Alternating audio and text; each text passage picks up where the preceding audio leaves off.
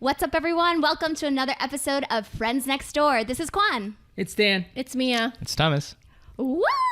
All right, everybody, welcome, welcome. We are so excited. I'm going to dive right into it because I'm super excited. We have a guest today.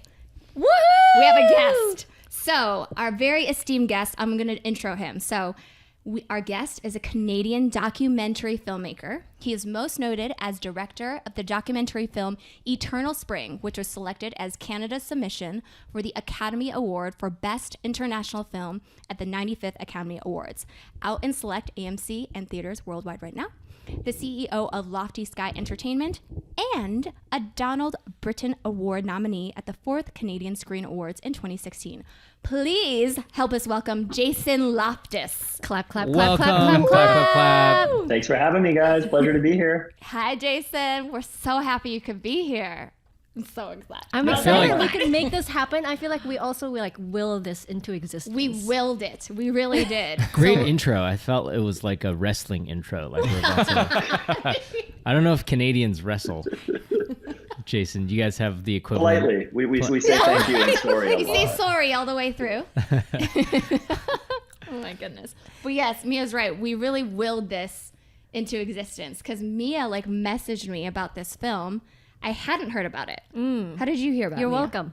I'm so glad. A lot of people have heard all. about it now. Yes, a lot of people had heard about it. Well, I watched an interview between Jason and China Uncensored, which is one of the YouTube channels. Yes. Shameless plug, our friend's channel. We've had him on the podcast. Correct. So I usually watch that channel, and then I watch the documentary, the video, the episode where Chris and Jason were talking. And, I was like, whoa, what is this movie? And it just looks... I think in the video, you guys were playing the trailer, right? And so I was like, this is kind of new. It's a new way to present a documentary. So that's what got my interest in the first place. Yeah. I believe, Jason, it is the first animated Mandarin-speaking documentary to be nominated, right, for the Oscars. Is that, I think that... Well, it's the first of each of those for Canada to submit. So Canada has never submitted an animated film or a Mandarin language film or a documentary. So we didn't know that going into it, but we're the first in all three. So also, there's a lot of talent in Canada in docs and in animation, and there's a lot of amazing Chinese Canadians who carry with them remarkable stories and who are very talented. So we feel like we're representing, a much larger community. Yes. That's incredible. That is incredible. Dan's mind was Canada's blown. never submitted a film for the Oscars? Really? They've never submitted a Mandarin language film. They've never submitted a documentary, and they've never submitted an animated film. So it's quite often Denis Villeneuve and Denis Arcand, these are, big filmmakers who come out of Quebec. A lot of the times it is a French-Canadian filmmaker because it's essentially the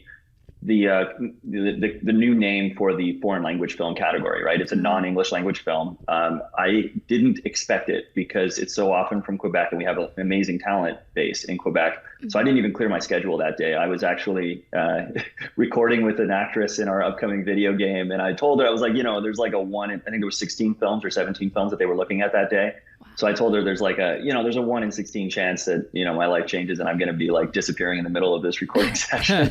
And, it happened. So it was kind of crazy. It was a call. It was 2 hours into that day, and it was an hour past the time they were supposed to call. And so I was like, oh, is this a junk call? Should I take it? I was really into the recording session. She was doing a great job. Yeah. Yeah. And I was just like, what's this number? And then it's connecting to conference. And I was like, whoa, what's going on here? Oh, that's wild. And there was a lady, the lady who runs Telefilm, which is the government body that selects films in Canada. I knew her before. I used to be on the board of Interactive Ontario, which is the sort of trade association that represents the digital media industry. We do a lot of digital media. And she had been the executive director there. So I knew her quite well. And she was all very formal on the phone. Is this Jason Loftus? And I was like, whoa, Your full name. This is good. This is good. Yeah. Yeah, that's pretty cool. That's what I imagine getting a call from the president is like. Yeah. You're random number and then suddenly you're being connected to the office of the president. Whoa. Wow. It could well be. I'll let you know if that ever happens. I don't expect a phone call from your president, but or your prime minister in this case. Yes. We have a prime minister over here. Yeah, Indeed. I will take a call if he wants to call me. You're like, well, I'll chat. Yeah. Put my number in the link below. We'll make sure to include your number in the description of this episode. In the description. Yeah, thanks if you could. But so then me and I went to see it. And then I actually have gone to see it with another friend as well. I'm in Michigan because I'm from Michigan. And a lot of people have gone out to see it. And then we just kind of DM'd your team and was like, we would love... Totally slid into the DMs. DMs. We slid into the DMs, and we're so grateful to have you on and to talk about. I know we have a couple areas we want to talk, we kind of want to jump into, but like one, thank you so much for being here, and then two, I think the topics that we kind of want to explore are like this topic. First, the topic of just like resilience.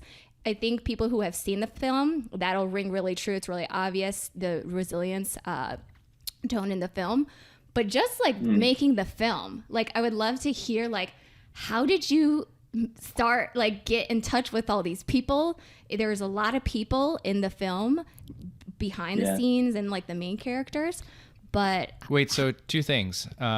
Sliding into DMs actually works? we're us in Like, this it's always class. been like a meme, you know? And second is like, we should go over. We're Canadian, like, so we're really polite. Yes. We answer So every Thomas, DM you're saying message. for the people that haven't seen it, Yes. let's do a very quick, for those that haven't seen it, let's do, I think Oh, yes. Jason probably should Yes, do a little Jason. He'll explain it elevator best. pitch, and he could probably do it the best. If Yeah. you could intro the documentary film for us, Jason, and then we can go right into All right, asking cue you the all these trailer. questions.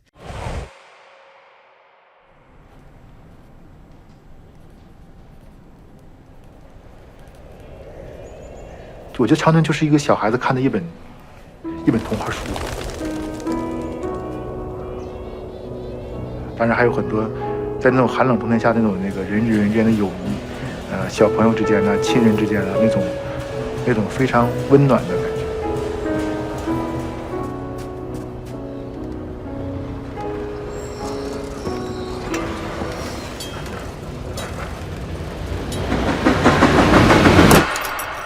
我当时在那个插播之后，他们跟着我，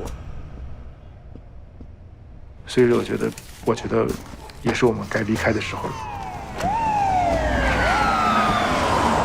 我们唯一的诉求就是要通过一种方式讲述一种真相。任其迫害，大家谁也不说话。他杀人放火了，那你是人吗？没打。替毛子。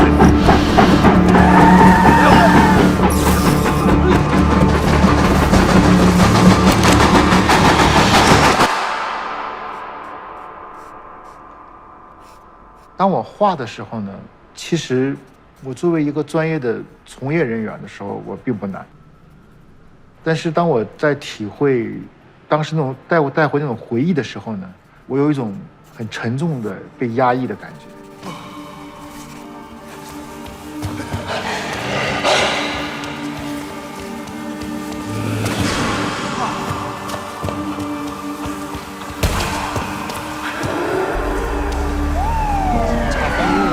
没法再往前看。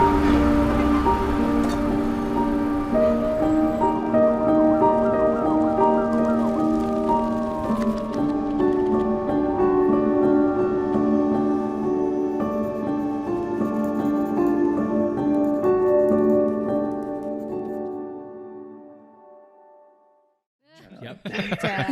In a It's world. it's an animated documentary about a TV hijacking in China. So this film focuses on a story. Actually, why don't I just I'll answer your other question at the same time. I mean, you asked how this all came about. I'll get into it all and sort of touch on everything all at once. We were making a kung fu video game a few years ago, and it featured a lot of hand-drawn comic book art. And so I learned about this artist. He was living in New York at the time. His name is Dashong. He's originally from China. And he was drawing for all the big comic franchises like Justice League and Star Wars. But he'd also worked with Jin Yong, leading kung fu novelist in China. So we thought it's perfect. He's got the cultural background. He's got amazing artistic talent. And we brought him up when we were working on this video game.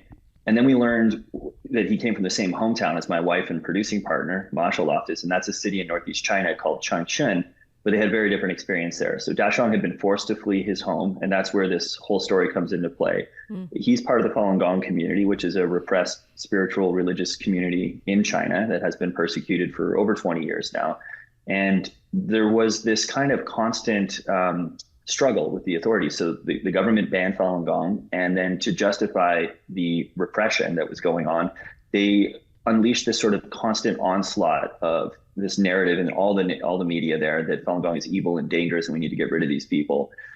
And that was underpinning this persecution. And so what the people who were part of this community and they were practicing, it's kind of like a Chinese meditation system, and it centers on these principles. It has a set of sort of values to it: truthfulness, compassion, and forbearance.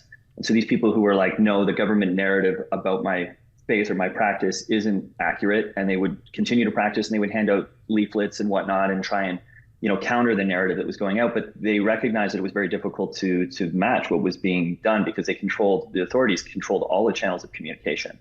And so they would hand out flyers and someone would say, hey, there's Falun Gong, and they would turn them in. And these people would, end up in the labor camps. They were abused. There was many reports of torture and abuse and even deaths in these facilities. So a group of them in this city in Northeast China hatched this plan to climb the television poles and to take over the airwaves by basically cutting the wires and tapping in with their sort of home DVD players, or at the time they were primitive DVDs, essentially CD-ROMs with their homemade video, to counter the government's narrative and say, no, this is not what we're about. This is what we're about. And it was really a bold and unprecedented action, to the extent that in the aftermath of this crazy heist story, they arrested thousands of people in Changchun City. Wow. And our sort of entry point with this artist, Dashong is part of the Falun Gong community, but he's not directly involved in hijacking the television signal. He just caught up in all of this. And so he ends up fleeing his home. He is detained. He is tortured at some point. He does get out of China. And he's carrying with him this story. He's mixed because from one perspective, he's very sympathetic to the efforts to counter the government's narrative about, what he's part of this community, what they have endured. It's important to him, but he's also like, maybe this was a miscalculation. Maybe we poked the bear, because the human cost, including what he endured, was really, really severe. So he was interested in exploring this. Now, my wife, she's from the same hometown, but she doesn't practice Falun Gong. She's not part of this community, and she's a daughter of a mid-level government official in China. So for her, hearing this and hearing, the torture and abuse that people had gone through, what's that? Opposite worlds. Yeah, totally, right? But she's someone who she wants to hear a different perspective. She wants, she isn't sort of set in just what she's been told. People advised her when she was growing up that she should leave China because of that, because it's difficult in that environment, if you really kind of speak your mind and all of that. But, she was interested in hearing and learning other things. And so, for her, hearing what these people had endured under her nose in her own city, I think was really, eye-opening. It really hit her. And she was like, regardless of the Falun Gong concern, this is a story that Chinese people need to hear, to understand what these people have been enduring under her nose, and also, what they've done. They could pull off a heist of the state TV airwaves, knowing how dangerous it was. Why were they doing that? What was it that motivated them? What drove them to do this? And how did they do it? Right? All of these questions. It was really intriguing. She felt it was a story that Chinese people needed to hear. I had an interest in the subject already. When I was in high school in the 90s, I had a fascination with Eastern philosophy and meditation. And I was introduced to Falun Gong before there was a crackdown in China. So I had my impressions of the practice and the community. And then a year later, the Chinese authorities said, these people are evil and dangerous and we need to get rid of them. And I just couldn't reconcile, my own encounters with Falun Gong with what I was hearing from the state narrative. So for me, that planted the seed of, a curiosity about how things had happened, how they had come to where they were in China, wanting to understand more. And also a sympathy, because I saw a group of people who I had one impression of them from my own encounters. And then there was a completely opposite perspective that was being put forward. And I could see how this twisted narrative was also fueling the repression that they were facing. It was underpinning and justifying all the human rights abuses that these people, they were coming out, they'd been tortured and stuff. And, and this was all because of this narrative about them. So I was really intrigued by this story. And I mean, from a filmmaking perspective, it has all the elements of a heist story. It's this eclectic band of underdogs who are not supposed to be doing what they're doing. And they somehow pull off this crazy, unprecedented feat, really. It was I don't think there's another example. This is something my wife and I talk about. Since the Communist Party took over in 49, there hasn't been this kind of like interruption in their monopoly and control on information. It was a huge thing. Right. So that in itself is interesting. Yeah. And then I guess the other thing that intrigued us was working with this artist, you know, and being able to explore through his artwork the story. I did notice the heist theme for like a section of the film. I thought that was really cool. I like, especially like how each character is introduced. There's like the mastermind. Yeah. And, like I thought like it a- was great. It almost makes it, which is why when I was watching the documentary, I felt like I was being transported from like real life to a fictional world, and it was just like going back and forth. And then the introduction of their characters, I think, kind of helped with like, oh, this is in a way kind of like fictional, but it's actually real, which I thought was interesting. Also, the transitions between all the interviews of the people, and also sometimes you hear Ta Xiong's voice like narrating the situations in the movie. Were done very, very nicely. Like everything was so seamless. So I was blown away. Well, you know, animation is something that, you know, people think sometimes they have notions about animation. They're like, well, you know, it's very subjective, right? And also they feel it's so often used for kids programming or family programming. So we have these kind of concepts about animation. But I think for serious subjects like this, it's very powerful because Yes. it allows you the opportunity to create some distance. So, Yes. True. you know, when you're getting close to traumatic events, you don't need to see, in fact, sometimes when you see the actual imagery of torture and abuse and all these kinds of things, it's too much and you shut down, and then it's really hard to actually empathize because it's just traumatizing, right? And this is the nature of some propaganda as well, right? Is that these very graphic imagery to try and just have people accept whatever messages they're given. And we didn't want to fall into that. We want people to understand the gravity of what's going on, but people can understand, they can pick up context. And what animation does is it affords you the artistic license to be a little bit more, nuanced, and to give a little bit of distance, and to just allow people to know what's happening without putting it in their face, right? So we use a lot of, like, for those scenes in prisons, we'll use silhouettes. We'll hear a little bit of testimony. We'll see that maybe wounds on, or, like bruises on individual characters without having to tell you exactly what happened. And that way we can fill in some of those pieces, and people can go along with the journey and understand what these people went through without themselves being traumatized. But I mean, one of the benefits I felt of like going back and forth with animation and live action was it accomplishes that, and at the same time reminds you that these people are real. Like animation has been used in documentaries. I loved Flea last year. I didn't see it until I finished my work on this one because it's kind of a long-term project. But Flea was a beautiful film last year. Also, did really well with the Academy Awards. There's others before, like Waltz with Bashir out of Israel a number of years ago was a real inspiration for me. Even films like Tower, that showcased the first U.S. mass shooting, it used rotoscoping. So they would basically like shoot in live action, and they would like trace the, frame by frame, and it gave this animated feel to it. It's a different aesthetic, but I just thought it was really interesting to see animation used in documentary. I think we sometimes have that notion, but actually I think it can be very powerful, and it can allow you to communicate more sometimes than you can otherwise. But the thing for me is that when I've seen it used, it's always just there. We don't know who created the animation. We don't know what, who the artist is and what their artistic process or their decisions and the subjective sort of aspects of what they're doing is. And so this to me was an opportunity to pull the curtain back, to see an artist. Dashon, his life was turned upside down by this event. He's got mixed feelings. He's got questions, but he wants to understand it. And the way he understands it is through his creative process, through drawing it as he's there with other people, and then, having these things come to life. And I felt that sort of demonstrates the power of art, because I just feel as a creator, whenever you work on something, you never leave the process. If you really put your heart into it, you always gain something. You always change in some way. You don't come away from it the same way you started.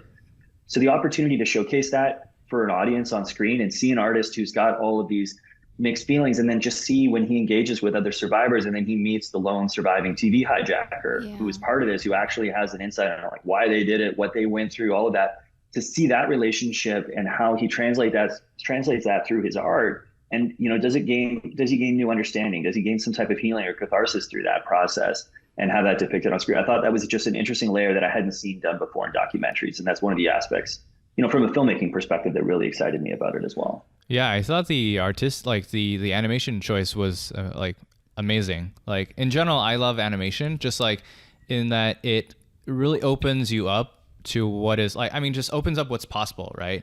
I mean, I'm just thinking back to like the original like Disney animated films versus like the new, mediocre live action ones, right? There's just like so much that you can't do like in terms of like what to make it look real and everything versus in animation, and like it just opens up to like and especially with like what you guys did with Daxiong, like pulling the curtain back, it was almost like breaking a fourth wall to some degree, right? Like not necessarily speaking to the audience directly, but really in a different way. In a very different way.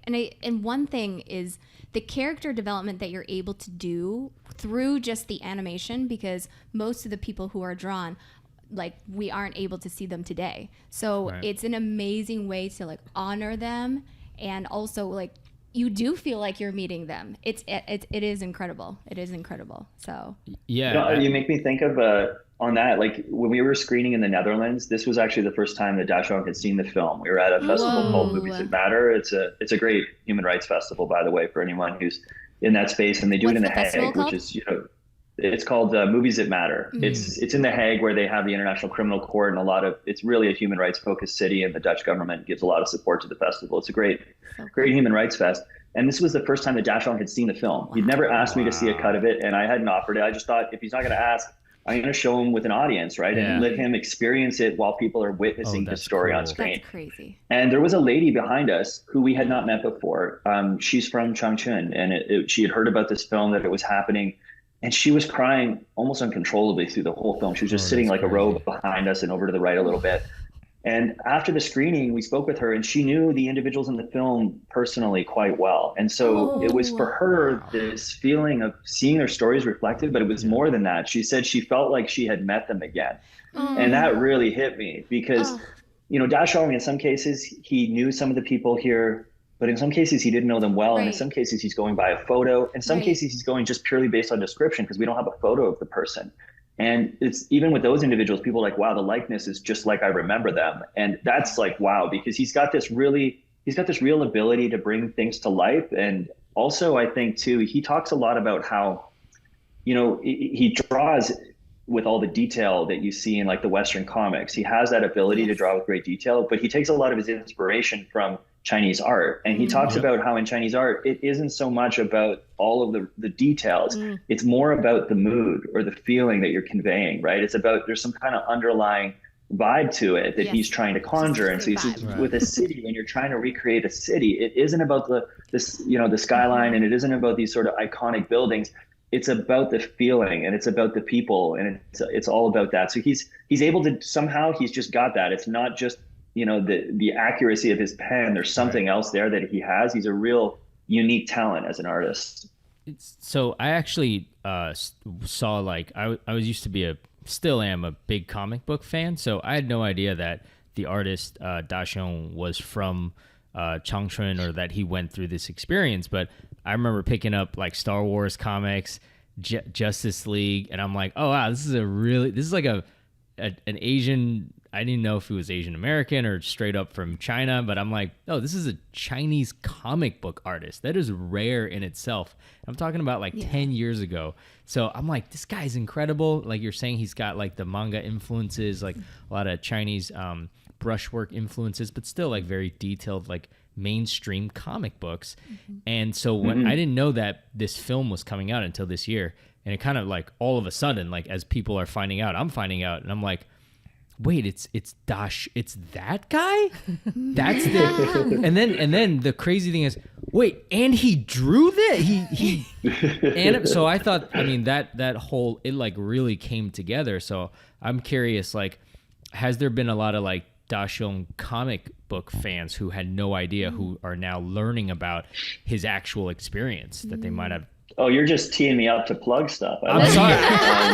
So we played. I'm losing track of my calendar here, but I think it was last weekend. We were on the main stage at London Comic Con. There will be more Comic Cons, I believe, in the UK as well. Cool. And we were playing LA Comic Con as well. So there will be a screening of the film. We'll be in town for for a panel as well. That'll be the 4th of December. I hope I'm not the one breaking that news. I hope it's been announced somewhere, but nonetheless. Broken here. I'm sure they'll forgive me for broken. Break the news. So we're finding that, like, and actually just earlier this evening, myself and some of the animators on the, some of the other members of the team who worked on the animation stuff, we were doing a talk with an arts focused school in Los Angeles. We've done talks with art schools in Toronto as well, high schools, universities. We're really finding people are connecting with it, in part because of Dashong's sort of stature in the comic space and being a major artist, especially from China, that's succeeded in Western comics, but also because the film depicts this process. It shows another side of him, and we get to see his creative process playing out on screen. The thing that I think about too with the Western comics that he's known for, it was very interesting for me early on in my interviews with Dashong is to these are the standard boilerplate questions, like, how did you get into drawing comics? And for him, it wasn't about these superheroes. At first, he didn't even know about them. The first things that he had were these Chinese comics. And the Chinese comics weren't about, superheroes with capes who were able to fly through walls and stuff like this. These were people who were real historical figures, but they just demonstrated these remarkable values that sort of underpinned Chinese culture, right? So for him, he wanted to be like UFA. He wanted to be this loyal hero who defended the country. And that's what inspired him to get into comics. And then, of course, you develop this craft. And if you're going to be at the top of your game, you end up working for DC and Dark Horse and all these big comic, publishers in the West. But beneath it all, he still really resonated most with these stories that he had read in his childhood. And it was really interesting for me as we were working with him and interviewing him through this process to see how he started to describe the individuals in this film. Because, I don't want to spoil the whole thing, but it's like he goes through an evolution in terms of how he looks at what they did. And you start to see that, like, okay, these are modern day versions of people who demonstrate these values, right? And it was really interesting to see that reflected through his own process and in his own processing and the internalization of what he was seeing. Wow, two worlds colliding. I mean, it's just insane to think, because normally Comic-Con, it's like, the newest superhero trailer or whatever comic-based show, and then now you've got a comic book artist doing being involved in a documentary about human rights and his experience. I can't even imagine what the audience is gonna, I think it's gonna resonate incredibly. I can't wait to see that. There's already a branch of people who are really into the use of graphic novels for more, like there's a book that I'm getting into called Disaster Drawn, and it looks at like Mouse and a number of these graphic novels that have depicted atrocities. And, it doesn't sound as, as snazzy as like, hey, the newest Marvel thing or whatever you normally go for at the Comic-Con. But, there is a community of people who get that this is very powerful for use for real life issues, right? And I think here it isn't just a lecture about human rights abuses. We're doing something with the art form that I think is a bit unique, and so people are really interested in it. They're curious. People love to see, and I love to work on stuff that I haven't seen before, that's new.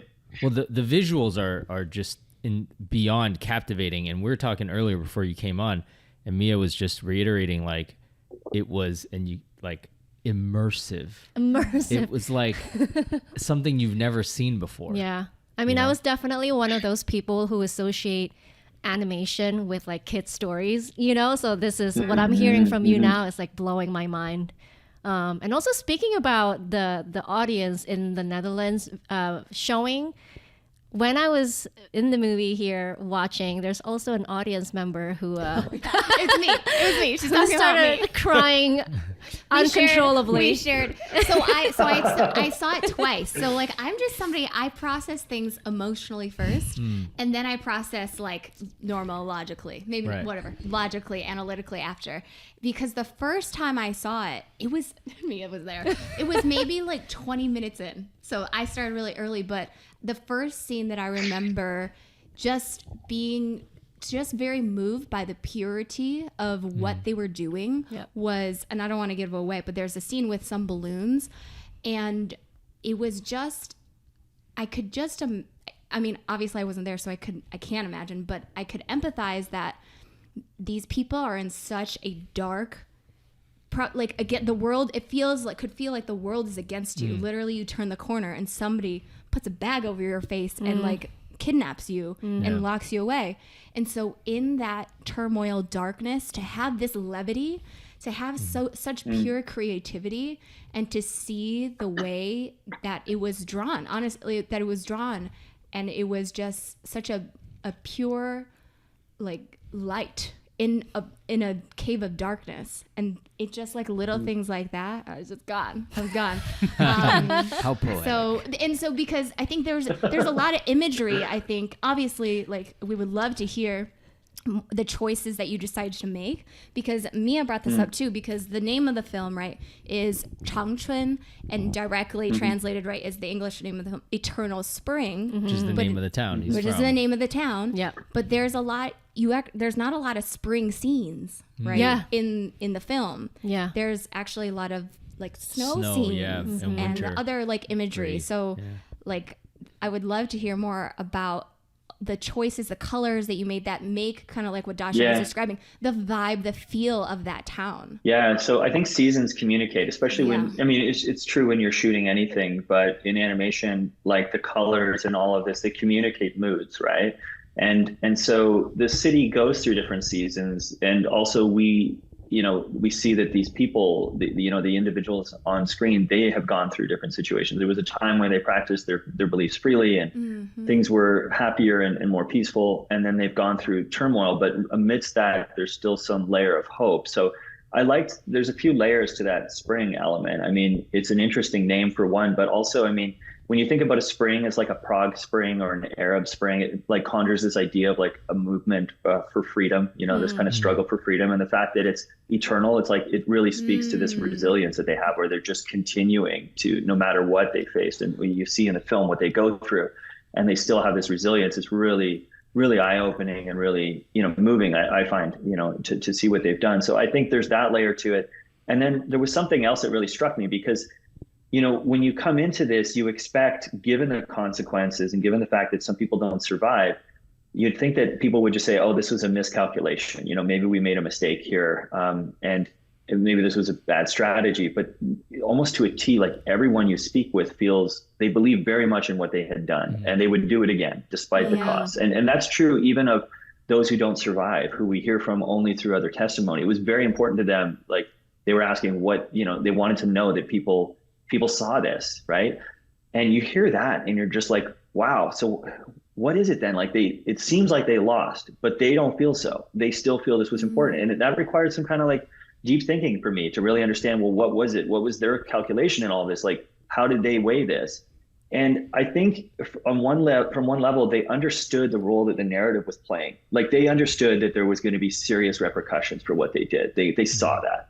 They had been through it already. Many of them had been tortured brutally in prisons already. So they were doing this knowing what they could face and knowing that they were definitely, raising the stakes with the authorities. So they did it, but they also understood that the entire persecution that everyone was being subjected to was based on this narrative, this idea, this hateful idea, these people are worthy of whatever treatment, they're a danger to society, all this stuff, we have to get rid of them. They knew that narrative, that it was the only thing that people were allowed to hear, was what was underpinning all of these abuses.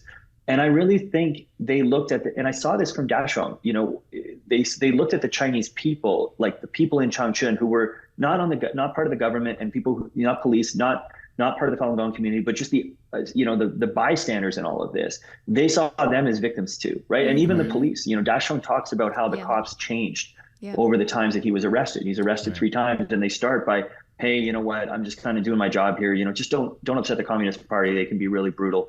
Just kind of quietly go about your thing. They were actually giving advice. And the second time, they really believed what they were being told. You guys are the criminals, and we're going to prosecute you, right? This is like, they really internalized it. And the propaganda and the messaging had been having that effect and justifying what they were told they needed to do. And by the third time, they probably recognized that what they were doing was wrong. But when you've gone this far and you've committed these kinds of abuses, all that's left is this kind of resentment inside of them. They're hateful of the victims, they're hateful of everything, right? And they're just lashing out. And you see this change. So I think in Dashong's mind and in many of these survivors' minds, these people were victims. The bystanders were certainly victims. They were being fed this narrative, lies and misinformation about these people that was encouraging them to turn in their neighbors, to, be re-educated. And meanwhile, they're really being tortured and abused, right? So I saw that there was this sort of, this kind of idea that reaching these people, even if they had to pay a really big price for doing it, was worth something. Because, you know, the Chinese people who witnessed that, and we're talking potentially hundreds of thousands or more in prime time who saw their program, they can never look at the state media campaign the same way. Right. Now they've seen an alternate point of view. They can never look at that. That doesn't mean that all these people, you know, get the courage to go stand up to the Communist Party and, you know, fight the government or something the next day, but they might be less willing to turn in their neighbor. They might be less willing to be part of this campaign in some way, right? And for them, that was a victory, you know, that was something that couldn't be taken away from them. And so, you know, kind of long story, getting towards the imagery and getting toward back around to this idea of a spring. There's a flower that's used in Chinese poetry that really resonates with me, and it's meihua. It's the plum blossom flower, because it blooms when it's still winter, right? This flower blooms and there could still be snow, and sometimes it comes through the snow. And so when it's used poetically, it's this idea that in the midst of suffering or in the midst of kind of like really trying times, there's some element of hope or hopefulness or something to look forward to. And to me, that's what this whole event was, because they had punctured some kind of hole in this, you know, they talk about it at the end of like bursting this balloon. So this narrative is not the only narrative anymore, and there's something else. And what does that mean exactly right now? It doesn't mean that their suffering is over.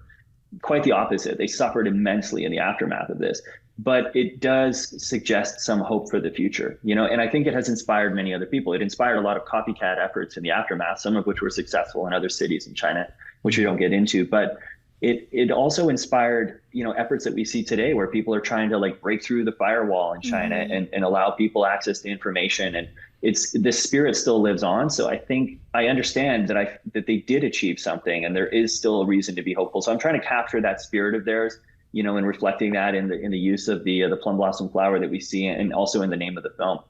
Yeah, I think it's really interesting that what they did was essentially like a red pill moment for probably the first time in like the history of the, you know, Chinese Communist Party, and like that really like kind of set the tone for like you know, the future movements, right? Like if you think of it now, like with all the censorship that they laid in with Cisco's help, you know, like with all the censorship in, it's like it was really hard to get folks to really like coordinate or like communicate any sort of thing together, right? So but like now it's just like there's all these little holes that are being pricked into their filter, into their net, you know. It's like, and it's just slowly folks are being like red pilled, like as a reference to the Matrix, of just like understanding. Yeah, I don't know if they're gonna vote Republican or not.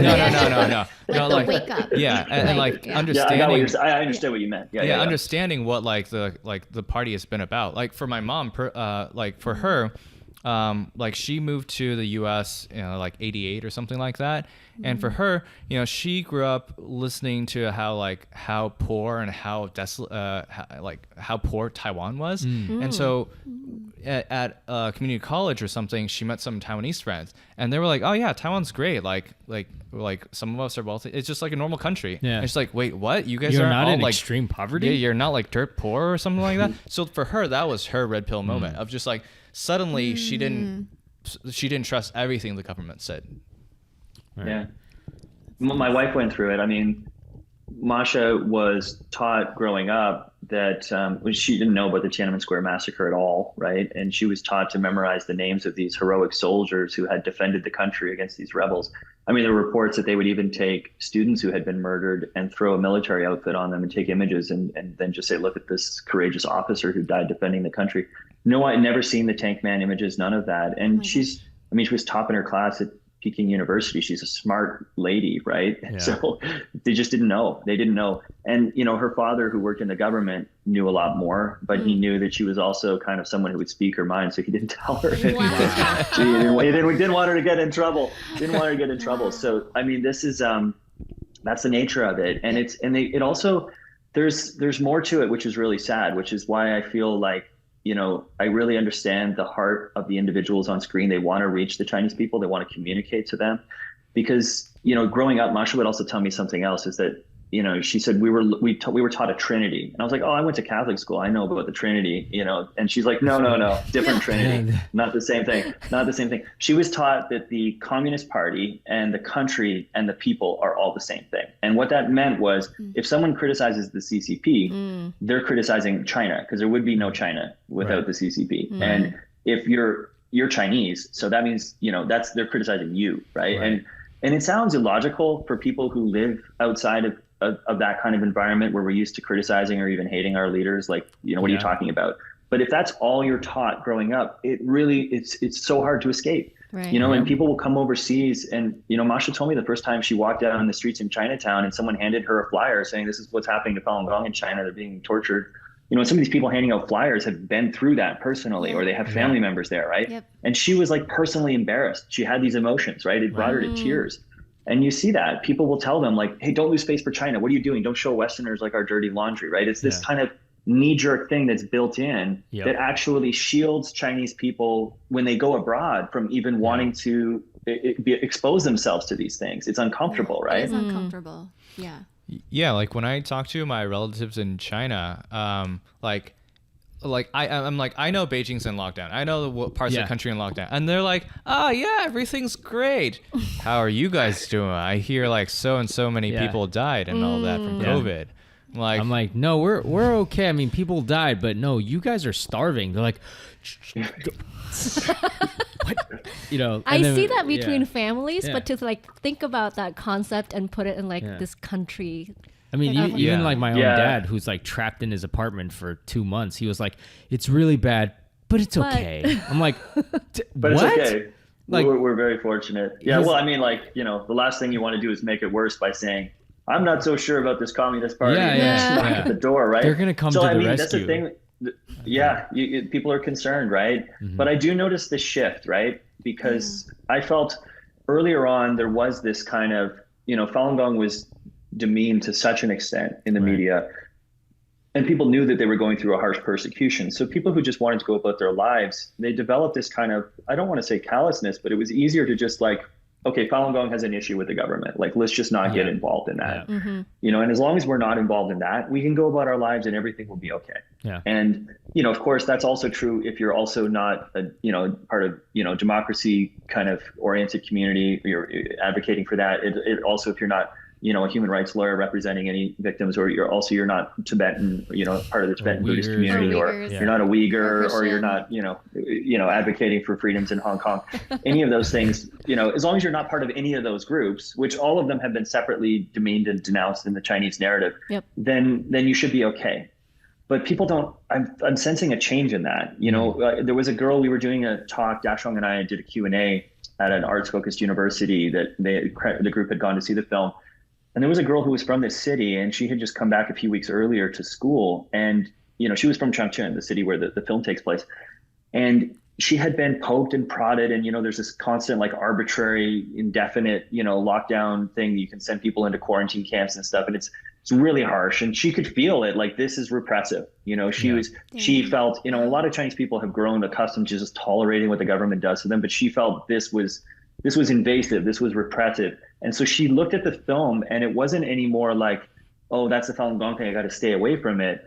She was touched. She was a bit emotional, and she was saying, where does the strength come from? She wanted to stand up too. She wanted to assert her rights, but she was like, where does this strength come from? And I really found that shift interesting, because typically people were avoiding this and they didn't want to get involved. And now they're like, hold on, maybe it's not this group. Maybe I'm not safe if I just stay outside of this group. Maybe there's an issue with the regime. And then if that's the case, how have these people been enduring this for 20 years? What is it that inspires this? Where did they get that, right? Speaking of resilience that's represented, we heard that this film took much longer than normal to make a documentary almost film. Like Avatar. Is that a criticism? I think it's like a reality of filmmaking. Like, a lot of people don't know what it takes. I'd love to know more about, because a lot of my friends do film, and things take a while, but I think maybe Jason, you could talk to us about the process here and what was unusual about it, and Or type any of things that challenges or- you yeah. guys had to I mean, endure. we're an independent studio, so like a project of this scale with all the animation we sought to do and such, it was an ambitious project for us. So like having the resources and all that to do it is not easy. We chipped away at this for close to 6 years. We did other things. We had to keep other things going at the same time, but there was this constant effort and a small but passionate team. Like if you're going to watch an animated film from a major studio like Disney or Pixar, you can see the animation department roll up. You can go grab a coffee, come back, it's still rolling. There's just a sizable department there, right? Yeah. We had 4 people in the animation That's department, including the insane. animation director, David Sainama. And I mean, on the lighting and rendering, which is sort of your finishing of the look of everything in animation, there's one guy who did the entire thing, which you and Kim, I think it's the first time that's ever happened. I don't know. I don't know if anyone's ever done the lighting and rendering for an entire feature. It's not common. So it's a small team, and that part of that was just chipping away. And we had this shared vision, that we wanted to bring this to life. We faced bumps along the way. So I mentioned we connected with Dashong around a Kung Fu video game. The game was being published by Tencent, which is a huge media company in China and a major player in the gaming space. And at the time, it was the WeGame platform. So they had sort of brought us through the censorship approvals. There's 2 different ministries of the Chinese government that have a censorship office that need to okay your game. And we were clear, we got through all those things, and we were just going up on their store page, and we were all over the homepage, like 6 different places. We were super excited. This is going to be great. And then, boop, it disappears. And this is while we're making this film, by the way. And I was doing one other human rights related project at the same time. And it just disappeared. And when I finally reached my rep at Tencent, she asked me, "Are you doing something not aligned with the Chinese government direction?" And she told me that the reps at Tencent, the Chinese government had visited the reps at Tencent and told them they had to cut ties with my company. They said it was not an issue of the game. The game had been approved. It was an issue of the company. And so that's where that question came from. And then around the same time, my wife's family members who are still in the Chongqing area in China start getting contacted by the Public Security Bureau there, and they're harassed. They're told, "We know what your family's up to overseas." So they're trying to send a message to us and say, "We know who your relatives are," sort of veiled threat, some kind of intimidation. So we faced this kind of thing during production. And then, obviously it made me understand, like, I know a lot of people avoid the sensitive subjects. They want to be able to travel to China. Academics, they want to be able to do research there, media entities, they want to be able to have bureaus there. And then there's the big entertainment companies, they want to release their films there. There's certain things you're told you just can't touch. And I understand, like, those financial costs and like the business ramifications are real. I can't argue that they're not real. Right. But at the same time, it's like I had worked with Dashong in this video game. He'd opened himself up to me with this story. And then you have all these other survivors, and these people have gone through hell, and they're sharing the stories of people who didn't survive. They went through hell and didn't make it out, but all they wanted to do was to speak up and share their story. And you're faced with all of this, and then, it just doesn't feel right to say, well, this is inconvenient for me. Because, I mean, if everyone has that attitude, these stories never get told, for one. And it's also like, you think about it, we talk about how we really value the freedoms and the rights that we have. If when you're faced with this kind of pressure or like, carrot and stick scenario with the Chinese authorities, you change your behavior, then do you really have those freedoms, or have you basically imported the censorship that they're forcing on the Chinese people there? So I feel like, given what these people have gone through, and there's many courageous Chinese people in different communities who are standing up and doing remarkable things. And if they go through all of that and then, we can't help them tell their story, then I just think we don't really have these values or these freedoms that we say we cherish, right? So I felt it was important. And, I've been encouraged, like, there's consequences. We lost a Tencent deal. We also lost a mobile deal in China for our game. But I've been really encouraged by the response, because I feel like there's a lot of people who are resonating with the film. A lot of people are saying, we've avoided this for too long. It's time that we talk about it. And I think, that's probably a long-term positive. If people can feel more comfortable to talk about these subjects, if I'm going to be part of the human rights conversation again, to talk about religious freedom more generally in China, and simply to be able to stand up and say, hey, something's not right, I should be able to flag it. I think a lot about that doctor, Li Wenliang, in the early stages of the pandemic. He made news for a little bit because he ended up, he wasn't trying to be a hero. He wasn't trying to like warn the world. He was just using a private WeChat group to tell some of his physician colleagues that, hey, there's some type of pneumonia-like virus that's spreading here. We should be aware of that. And he was summoned in by the authorities and reprimanded for spreading rumors. Meanwhile, this virus is spreading and becomes a pandemic, right? Who knows if like his individual, listening to him or heeding his advice could change things. But the whole thing is when you think about the prospect that like, the fact that you can't speak up, the fact that you can't challenge an official narrative, and that everything is political, nothing is, everything is like, everything is looked at through this metric of like for the party or against the party. Nothing is, the truth doesn't matter anymore. No when you have a privacy. society like that, what's that? There's no like privacy. You were saying like he was saying it to like a private chat. Private group, yeah, private chat. But of course, I mean, this is what I experienced with WeChat, because it was essentially my wife's WeChat contacts, the business contacts, the family contacts. They were all from WeChat. I believe Tencent was complicit, like handing it over to the authorities, and I don't think anyone's really surprised by that either. I mean, we understand. I mean, a lot of Chinese people, WeChat is relied on in the Chinese communities overseas as a channel of communication, and everyone self-censors on it, I believe, because they know that, you know, if they say something like you're not going to say what you really think necessarily about leaders in China, because, you know, that could cause issues for your family, could make you lose your WeChat account, all of these things, right? So, anyway, it hits home, but, you know, you still feel like these stories are important to tell, and you know, and I'm encouraged by the response that people are giving us to the film. Yeah, so given the troubles you had during stuff you encountered during production, did you guys run into any issues while promoting the film? You know, like or any of the like Canada's put the film as their entry for the awards, like any sort of issue, like, you know, barriers there? Yeah, it's continued. But here's something too. So there's the day after Canada selected the film for the Oscars, that was August 24th. On August 25th.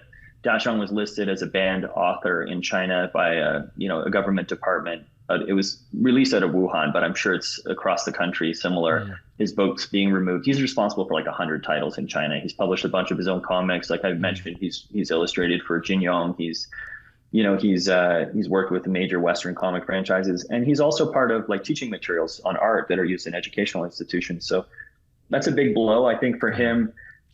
He's kind of used to this treatment, but it does impact a lot of people that he's collaborated with. And then the authorities have been pressuring a renewed round of pressuring to his family members. There's family members he just essentially doesn't speak with in order to avoid pressure and problems on them. They can just basically say, I haven't been in touch with him, which is true. He just has to not communicate with them.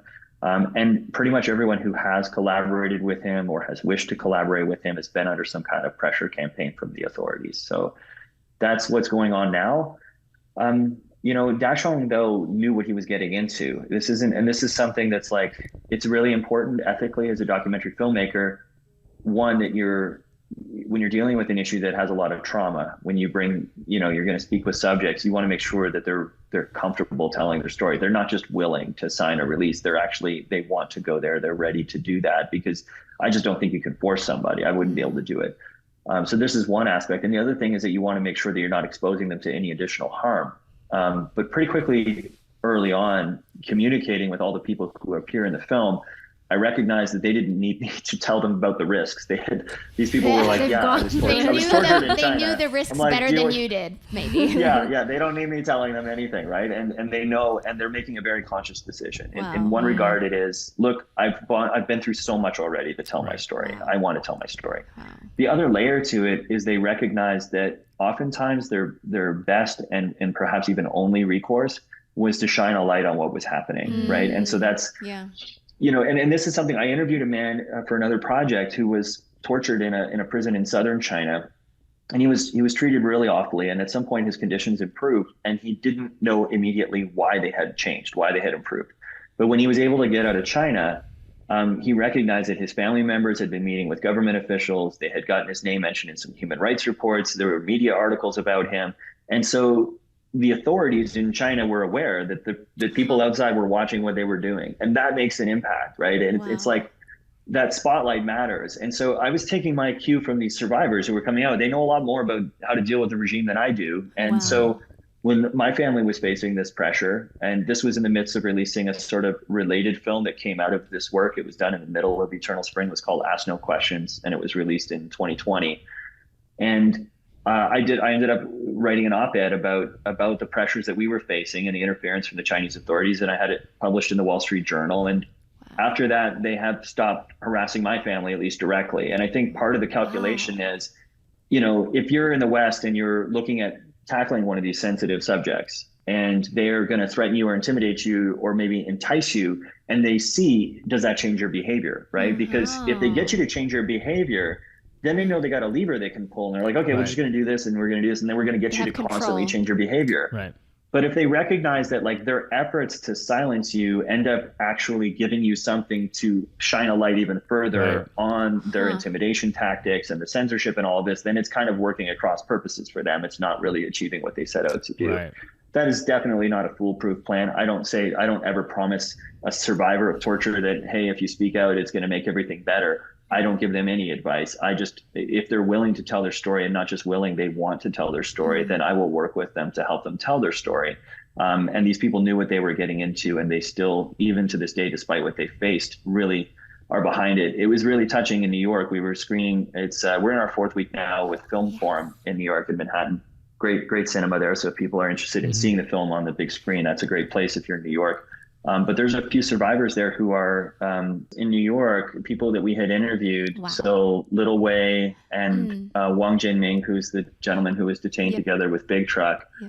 They live in New York, and they were there at both of the Q&As. And I think they must have gone to every matinee as well. They were there constantly at the cinema. And so you could see how much it meant to them. I think, I was thinking about it. I think when you live through a traumatic incident and other people don't, there's an element of post-traumatic stress that sets in there. Like there's some trauma and probably some survivor's guilt as well. Like, why did I live and why did these people not live? And so I can sense with these individuals, they wanted to shine a light on what was happening. There's still people suffering. And they also felt like they're carrying on this story for those who wanted to speak out and weren't able to. So those people who don't survive, they're able to still tell their story, share it on screen. And I could see how much it meant to them to see it on screen, but also to see how other audiences were reacting really positively, right? People really resonating. And so then they see that, and you can see how much that means to them. So that touches me because, they entrust you with their story. Whenever you have a story, it's the filmmaking process is I enjoy what I do, but it's also extremely stressful because you feel like when you care about something and someone opens up their life to you and there's this event and you're just like, this is remarkable. What they did was remarkable. You want to do justice to it. And you feel really uneasy until you reach that point. And films are they're like ugly ducklings. It's not like you have a first pass and you're like, oh yeah, that's amazing. This is going to win awards. It's like, it's ugly until it's not, right? You just keep chipping away at it and iterating. So you feel this duty to these people who've, gone through so much, and now you're the one telling their story, right? Yeah. I think what you said earlier about shining a light on when the CCP is trying to pressure you in any sort of way. It's so interesting that these are basically bully or mafia tactics. And it seems like all you have to do is just shine a light on it. And it's really interesting that for folks who are more famous. Maybe harder than that, but yes, in theory, yes. But as you bring attention to it, right? And it's it's interesting that for folks who are famous or who have some power, they're so scared of any sort of against this tactic. It's so interesting. Well, I wonder if it's because they think they have so much to lose. For sure. From there. That's what happens is you get entrenched in it, and this was a conscious decision. My wife and I, we talked about this, and she has more at stake than I do. She's got family members that she can't see. Even her mother, she hasn't been able. The family told her and she's not involved. She didn't produce anything with us. She's, she made some dinner sometimes, right? Which is, nice Chinese dumplings and stuff. But that's her. She wasn't directly involved, but the family members in China, they told her not to come back for weddings. They felt it was going to be too stressful. They weren't sure what the authorities would do to her. So this is it has ramifications too. Sure. There's consequences to it. And I get it. The people who get more entrenched, the stakes are even bigger. They feel like they could lose a lot. Right. So, there's that, but we talked about it. And right from the beginning, we didn't want to be in a situation where we were, we wanted to be on solid footing. We were our foundation is we're going to do what we feel is the right thing. And if people, if we lose opportunities because of that, well, we're not going to lose our security or our safety or whatnot like they would in China. So we have the freedom to do that. We should do it. We're in this situation. And then, fortunately, people are resonating with it. Like the film's been picked up for theatrical distribution in 9 countries. We've got, great broadcast partners, and Vice is acquired the film. We've got people who believe in telling this story and are standing with us to do it. And that, makes it possible for us to do it, for one, but it also is really encouraging. There's other people who believe that in that same approach, that we got to tell these stories. Yeah. So switching gears a little bit, like we've been talking about the film, but I'm also curious, or we're also curious about what didn't make the cut. What's on the editing room floor? There's so like this gets into, it goes all the way back to Aristotle. There's this idea that if you cut something, even if you like it, but it's not essential for the story, like the story still works without it, then it shouldn't be there. It doesn't belong, right? Yeah. And that's really painful. And I've now directed 2 films. I had a filmmaking partner, like a co-director on my last film. And it was really hard for us. We would have these scenes where we're like, whoa, these are so powerful, right? But it's like, we know we need to trim content. And we're like, it can't be this. We can't have to cut this. And so what we did was we created a project file called the Love Bucket. And what we would do is we would take a scene, that we're like, okay, we're not cutting it. We're just moving it in the Love Bucket. Like this is the stuff we love. We're totally going to come back and get it, right? It'll have a place for it later. And it was just enough to console ourselves so that we could move it out of the way and we could work on the things that we needed to. And the Love Bucket ended up being on that film a 10-hour project. It was 10 hours long by the end of it. So there's so much stuff that you don't go back to, but it's this learning process of, you have to learn not to be precious about things. And it's very interesting because it's not everything that's good. Everything that's good can't make it in there. And I know this is a long answer to a short question, like what got cut. I'll tell you, Little Way had a story that got cut. I loved his story. Actually, it was like one of the things I was most into, because there's whole Little Way growing into Big Way and this kind of relationship with Big Truck and all of that. And there were scenes where he was, he's running through the cornfields just like Big Truck is. And I loved all this stuff, but it was redundant. And what happens is it's redundant not because his story is redundant. His story on its own is beautiful, but the film always has to be about the narrowest set of characters so that people know where their focus lies. Yeah. And it actually, when you remove the other stuff, even if it's beautiful, it actually makes the other stuff shine. And then people know what they're kind of connecting with and where they place their empathy and who the main people are. It just clarifies everything for them. And it makes the story more powerful by subtraction. And it doesn't mean the other stuff you had wasn't great, actually. It's just because it's kind of like, that cliche of, there's a statue in there, you're just uncovering it, right? You're really finding what is it that the story needs and what does the story not need. And sometimes the story doesn't need things that are wonderful, actually. Right. There's also pieces like Dashong's own tie-ins with the TV Hijackers. So there was an award in an Australian human rights group issued an award for Big Truck. And, Dashong ended up with this thing in New York because it got passed there in the Falun Gong community. People were like, well, I don't know what to do with this. And Dashong at that time he was still making trips because of his work in the comic space. He hadn't fully left China. And so he decided to bring this award back to the family members of Big Truck and go to his hometown. And he ended up having that personal experience of the authorities throwing a bag over his head. So when he draws that in the film, and that's something that Mr. White also endured. This is like a thing they were doing, and they were just, it's I'm sure it's very disturbing and frightening because you can't see things and you're probably being hit and punched and all this kind of stuff.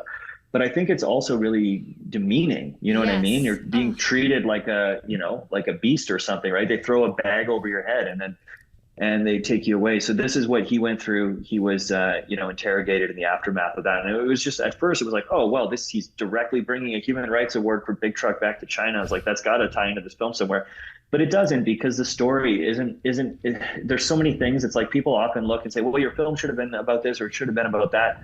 And people can have all kinds of opinions, but you really, when you're making a film, you have to look at what is the scope of this? What is this beginning, middle, and end of this particular story? And there can be all kinds of things that seem related, but if they're not part of that growth from that beginning to that end, right, with the people who are involved, then you don't have a place for it. And maybe it's DVD material or like the iTunes whatever extras. The iTunes extras and those kinds of things, or it goes in the Love Bucket, So I mean, you could have like a Eternal Spring love cut. Love cut. Yeah. Or It wouldn't like be as a, you know, like a good. mini This series. is the painful thing. It wouldn't be as good actually, and that's the thing. It's like once you have a little bit of distance. So on my last film, it was also a feature length film. It played at Slamdance just before, which is the festival that happens alongside Sundance in Park City. It's kind of like the indie festival that goes along with it. It's a really fun festival mostly for first time directors. And so we played there, and we went on a festival run for a little bit, but COVID happened and it was mostly Zoom calls. So it kind of uprooted things. And then we ended up selling the film. We had a distributor for digital, and then we sold it to broadcasters in Europe. And in some cases, they were looking for a 1 hour cut, which is a very common like TV format. And so when we were actually editing the film, we struggled mightily to get it down to the length that it was, but it was still feature length. And, you know, when we came back to it a couple months later, and it was like, well, now we have to cut it down to below an hour, like 52 minutes or something. This is going to be impossible. And it turned out to be a lot easier than I thought. And it was because you had distance. You know, when you're making a film, it's your everyday thing. It's like your children. Every scene is like something you care deeply about. You're working on it all the time. And when you are afforded that opportunity of distance, it allows you to come and look at it as an audience member a little bit. And you're like, okay, well, you know, I don't love to cut all kinds of stuff, but you know, if I had to, I would cut this, and this. And then I was pretty happy with the 1 hour cut on that film. Oh, nice. Actually. I was like, I like that. I don't feel the same way about cutting Eternal Spring. It is just got a few different dimensions to it, but you know, distance does help. Distance and time allows you to look more objectively at it and just say, yeah, some of the cuts in the last film, I would probably keep. I would trim a couple things out. I think it makes the film stronger. I can't say that for Eternal Spring though. Does your wife come in the room and it's like, just cut that, dude? You've been looking at that for do you 6 know my days. Wife? How did you know, like just do it, man. Like, is she more ruthless or you're more ruthless? Yeah, she's I think I've grown in my ability to be detached from things I'm working on, because I think when you go through the process a little bit, you start to recognize the excitement of letting something go, because you look at it not so much as like losing something, but as gaining clarity and gaining strength on something else and sort of crystallizing the film. You start to see why you do it, right? So I think that's made it easier. But she's someone who's like, you know, she would cut right away, but we would end up with a short film. Yeah. No, really, she was great. I'm teasing. That's generally her. Like, you know, I'm the more like holding on to things, and she's the one who's easy to part ways with things. So that's just our personalities. But she, her heart was fully in this, like every scene of this one too. I think I mentioned that she did all the. I don't know if I did actually. She, you know, so we have all the animated scenes, and when you build them, it's a documentary, so we're still using the voiceover audio to like guide the story through each scene from the interviews with the real life people. But there was this like, well, it's animated, we need to make it feel alive, right? So we worked with Brett Killoran was supervising our sound work, and you know, brought in a great team of people who are doing Foley and sound effects and all this type of stuff, and finding, you know, the right sirens for China and all this for the police cars and everything. And so we had this soundscape, but you know, people need to speak as well. And so Masha, who's from Changchun, she managed to find Chinese people with all like Dongbei Northeast accents that's cool. in Toronto. And so she was casting people so that the cops, even though we don't like subtitle these things, you know, a cop is chasing some guy and he's angry. So what is he saying, right? And so all of these things were, you know, she wrote the script for it, she cast it, she voice directed it, right? So her stamp is all over it, not just in all the producing capacity. And she's a lawyer as well, so she does all of our business affairs and HR and all this stuff. So she's kind of everywhere with this project. Multifaceted. Cool. No, that's amazing, because my parents are from the Northeast region, so I'm very familiar with that accent. So for other films, if it's not the right accent, it really breaks you out of the experience. Oh yeah. We've all seen those like Western movies where they get Chinese actors and it's like, what? No, that person's not from there. Oh my gosh. Jason, thank you so much. You spent so much time with us. Yeah. We don't want to take up too much of your time, but we would love to end just to kind of for you to share what's next. Like what's next for Eternal Spring? What's next for you? I know we were kind of talking about how like you've mentioned it in this hour that you spent with us. You do like video games, you do like feature films, you do kind of like a little bit of everything. So what's kind of next? How do you pick what you're going to do next? Yeah, I have some attention deficit problems, so it's kind of all over the place. But I got a team of people who share my, share that same inclination. So, I find working across different mediums really, really helpful. Actually, it's not necessarily why I do it, but in hindsight, I see that. I just like to tell a story. We're storytellers. That's the thing that's consistent, regardless of which medium we're using. We're telling a story, and in some cases it's through animation, it's through documentary. We do some docu-series. We had the Confucius Was a Foodie series, which last year was named Best Food Series on television at the Taste Awards, which is airing on a bunch of plug. It's still airing on PBS stations in some locations, so you can look it up if you're interested in food, cuisine, and culture. So we work across these different things, and we do VR and games and narrative games mainly. But in every space, we're looking for stories, right? And we're trying to tell a story, and we just find it's like a different medium that we can play with to tell that. And I find that, for example, with virtual reality, it's really weak in terms of telling like a linear story, because as a director, you don't control the shot anymore. If I want to communicate certain emotion, I might have a close-up shot. But if you do that in VR, it's just like some person awkwardly staring in your face, and it just doesn't feel right, right? And also, you don't have another character that you're empathizing with. It's all first-person experience. You are the character, so it's not so useful for linear narrative. But I feel it is very powerful for creating empathy and for putting yourself into someone else's shoes and like experiencing what someone else has gone through. You can't compare. So we're doing a number of projects in VR. We have like a spoken word experience where you can travel to different cultures and times and experience different spoken word traditions called Versus VR that we're working on. I am doing a human rights related. There's like a spin-off from Eternal Spring where we take some of Mr. White's story that doesn't exist in the film, and you experience it through the first person of like his whole journey of what he went through, being separated from his wife and all of this and interrogated. And it's a bit of an intense experience, but it really, I think, can allow people to walk a mile in the shoes of one of these individuals and bring them closer to it. So we're doing that in a VR space. We're doing a narrative video game. Our next one is called Sky of Tides. It's a sci-fi adventure game, and we have a short form animated series that goes with it. And, I'm sure I will return at some point, very likely, to doing another feature doc, but I'm kind of like, I'm kind of picky about it. I don't like to just do stuff, right? I like to like do something that I really feel is like, one, that I care about. I feel like I'm adding something to a conversation, something that people haven't discussed or thought of so far. And also ideally a new way of telling a story, like finding a unique, so you can also play with the art form and find some new things. And so, that's where we're at, is like we're looking at other stories, looking at other ways to tell things. And in the meantime, we're doing a bunch of work across different mediums at the same time. It was interesting, actually, when we made the film, I had a number of people respond and say, it was really interesting how you had that video game aesthetic to the film. And I was like, really? Because I never had this conscious effort. And we were talking about it in our team. It was like, well, what were they referring to? And I was like, okay, maybe some of the camera movement through the space feels like a bit of an open world type thing. But I think it was also, we had this issue when we were communicating to a Western audience. We have a number of Chinese film subjects or characters, right?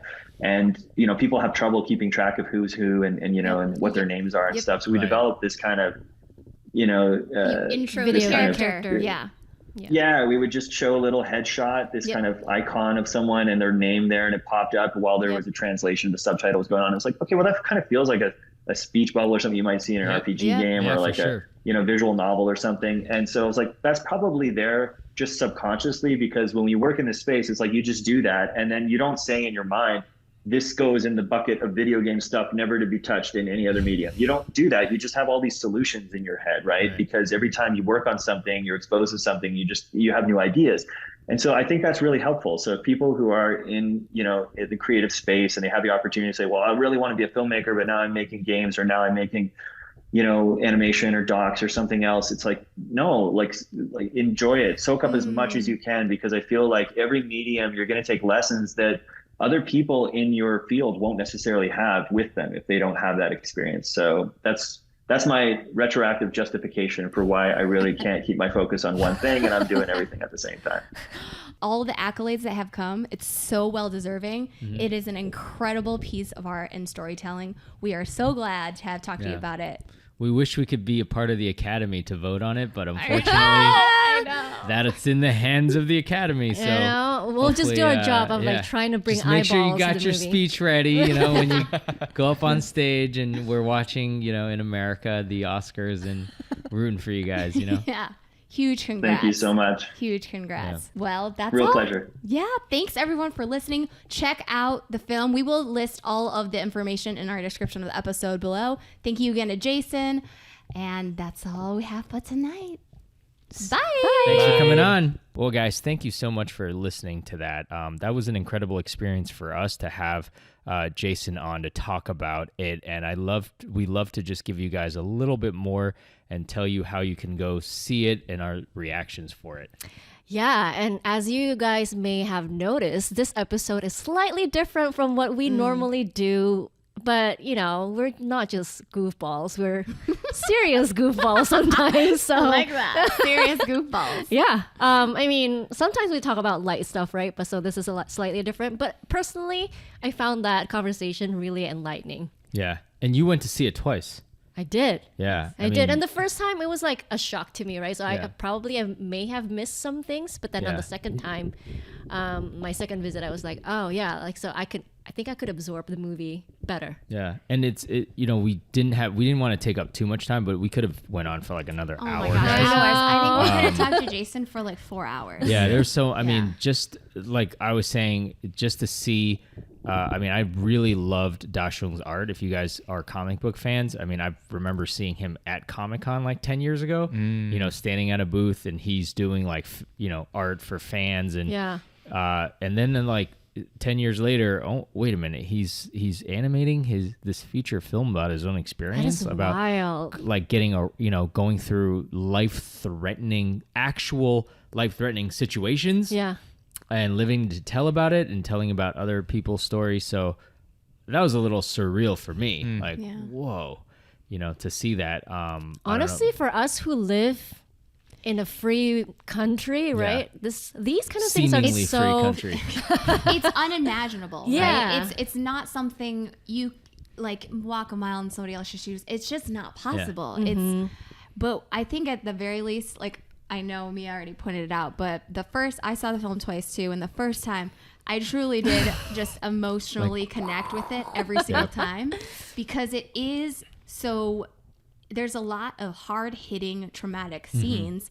And I loved how we talked about the animation so much in the episode, because it is you a lot of the people aren't there. You can't, we are not at the labor camp. We're not going to go there. Right. But they draw. It's so immersive. I think Mia described it really well. It's very, very immersive.